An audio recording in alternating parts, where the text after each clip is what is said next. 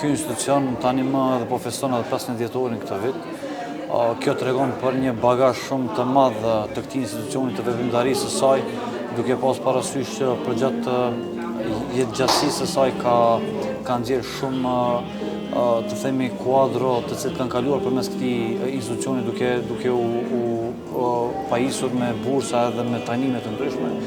Mendoj që prezenca ime këtu vetë flet për respektin tim të madh dhe të çmuar që kam për këtë institucion, për krerët e saj, për themeluesit e saj, si dhe për drejtorin ekzekutiv zotin Besit Dënjani, të cilin edhe kam një herët edhe mik.